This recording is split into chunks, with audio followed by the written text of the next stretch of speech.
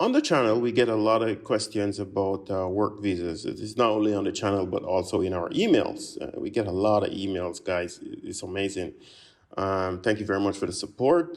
We've been able to, have a nice little business here, helping people to come to Thailand because of the channel.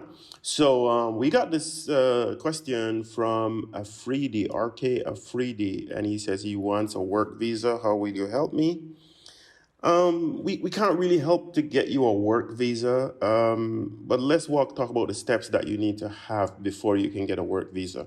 So the first thing that you need to do is to figure out, okay, can I get a job in Thailand? Okay, so to get a work visa, obviously somebody has to employ you. All right, so first thing you do, maybe it's a good idea to make a visit to Thailand for a short time and sort of explore the landscape to see what's out there.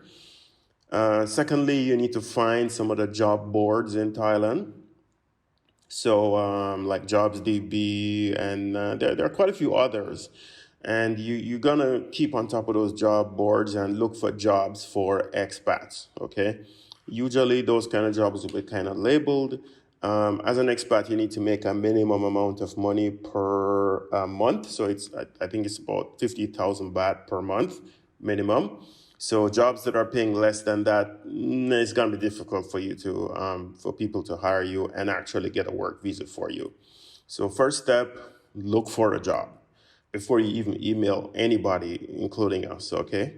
And if you email us, we can point you into some directions as to which job boards to go and so on. And we're going to put together a list. We already have a short list on the website, but we're working on expanding that as well.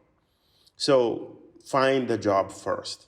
Make sure that the job is open to hiring foreigners. And one of the reasons why they may need to hire a foreigner is because maybe a language issue, maybe a culture issue, maybe some kind of skill. For example, some kind of restaurants need somebody who can cook the food from that country.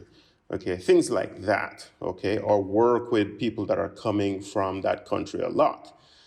So those are some reasons. Like if you're just like a graphic designer or some technology person or just a regular cook or something like that, it's not going to be easy for you to find a job here, okay, because they're going to want to hire Thai people, and Thai people are very qualified in these areas already. So there's no need to like really push that unless your job is working in some kind of industry that has to do with those people that are coming in from that country.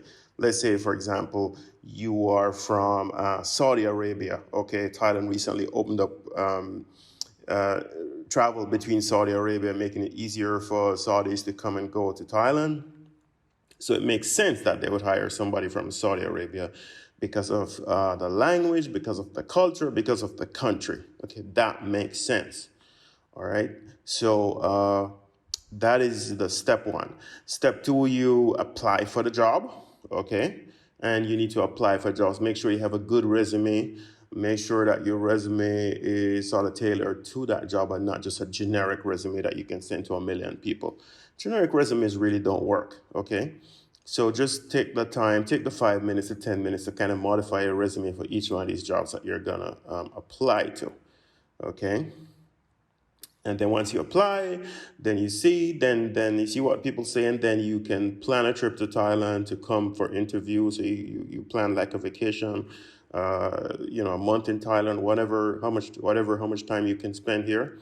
And you go interview with a few jobs, and if you get hired while you're on vacation in Thailand, then there's probably no need to go back home. They will start applying for your non-B visa here, and you can just transition from a vacation into your job in Thailand.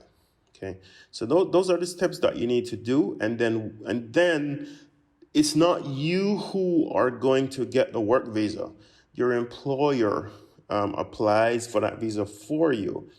The reason for that is because they have to provide all the documentation, financial documentation, and all of that stuff to show that their company is eligible to actually apply, to hire you. So, for example, they need to have a certain capitalization in their company. It needs to be worth more than 2 million baht, for example. They need to have at least 4 other Thai employees, that sort of thing, per foreigner that is employed. So it's not as simple as it seems. Yeah, we've heard of some agents out there that do a little thing that is not so legal and get people a work visa and all of that stuff. You know what? Yeah, you can go to one of those people, but that's not us. We're the, as our friend Andrew Henderson over at Nomad Capitalist says, we're the goody two shoes off the agents in, in Thailand. We're not gonna do that stuff. Okay, so you have to find a job, and then when you find a job and the employee is willing to hire you, we can help. You can ask the employer to contact us, and we will work on the visa for you, for them, okay, because they're getting the visa for you. So you'll get your non-B visa, then once you get your non-B visa, you can get your work permit, and then you're good to go in Thailand. And once you get your work permit, the work permit is really the important document. You can open bank accounts, you can buy cars, you can rent, you can do all of those things, those nice things. I think the only thing that you can't really do with a work permit is like buy land in Thailand. But a work permit allows you to, like, really participate in the life, culture, and economy of Thailand to the same degree as Thai people, except for the buying of land and other things like, citizenship, things that you need to do. So that's it right there. Get a job, and then you can talk to us about a visa.